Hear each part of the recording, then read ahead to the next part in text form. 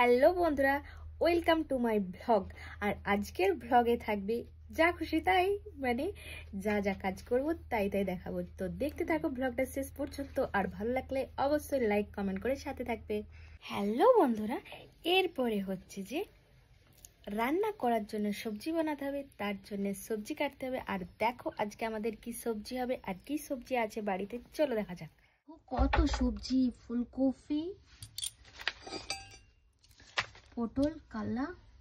চলো মাকে জিজ্ঞাসা করা যাক কি সবজি হবে আজকে। আর মা গেছে কাপড় কাচতে পুকুরে। চলো দেখি পুকুরটা কোথায়।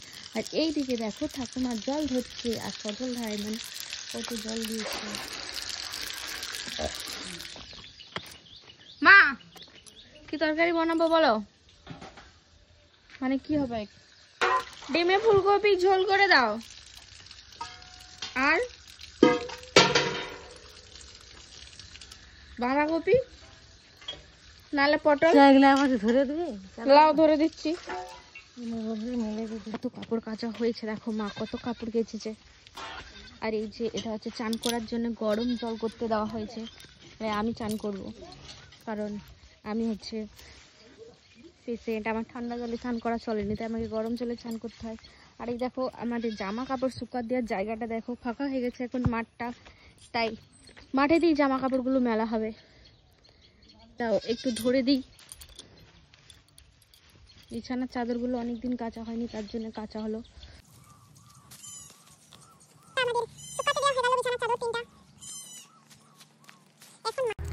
দেখো বন্ধুরা, তোমরা এখন ভাবতে পারো আমরা অনেক দূরে মাঠে চলে এসেছি, কিন্তু না, এটা হলো আমাদের বাড়ি থেকেই মাঠটা অনেক কাছে। আর এখানে যেহেতু রোদ দিয়েছিল, তাই মা বললো এই গাছগুলোর উপরে মানে এই মাঠটাতেই জামা কাপড়গুলো মেলে দিই, তাড়াতাড়ি শুকিয়ে যাবে। রোদও দিয়েছে, আর আমাদের সেরকম তো জায়গাও নেই অন্য জায়গায় যে মেলা হবে, আমাদের তো ছাদও নেই যে ছাদে মেলা হবে, তার জন্য মাঠে জামা কাপড়গুলো মেলা হচ্ছে। এই দেখো মা মেলছে, আর ওই দূরে একটা গরু চড়ছে, আর এই দিকে কিন্তু ছাগল ভ্যাবে করছে। আমি যেটা দেখানোর চেষ্টা করলাম, কিন্তু ছাগলটা আসেনি। তো যাই হোক, ভিডিওটা কেমন লাগছে অবশ্যই জানাবে। আর দেখো এখনো 9টা বেজে গেছে, এখনো কিন্তু জল চালু আছে। তো ভাবলাম বালতিটা পেতে দিয়ে এক বালতি জল হয়ে যাক। এটা কিন্তু ফ্রি জল, মানে সরকার থেকে যে জলটা দেয়। আর এই দেখো এটা হলো আমাদের বাড়িটার পেছন দিকটা, আর এটা হলো সামনে দিকটা। আর সামনের দিকটা দেখো স্নান করে চলে এসেছে, আর দেখো ঠাকুমা স্নান করে চলে এসেছে, জামা কাপড় পাল্টাচ্ছে। তো আমি এখন সবজি বানাবো, তো সবজিগুলো দেখি, সবজিগুলো বের করবো। আমাদের ঘরের ভিতরটা ভীষণ অন্ধকার, তাই লাইটটা জ্বেলে নিলাম। আর লাইটটা জ্বালার পরে সবজিগুলো দেখাচ্ছি। কালকে মামা বাড়ি থেকে অনেক সবজি এনেছে, ফুলকপি, বাঁধাকপি, পটল, কাল্লা, এগুলো সব মামাদের হয়েছে, মামা দিয়েছে। ভাইফোঁটাতে মামা বাড়ি গিয়েছিলাম। আর এই দেখো সবজিগুলো বার করে পিড়েতে রাখলাম। আর এই নিচের ঘরটাতে আছে, খাটটার তলাতে আছে আলু। আলুগুলো কিন্তু একটু কেমন কেমন হয়ে গেছে, যাই হোক তবু এই আলুগুলো এখন খেতে হবে।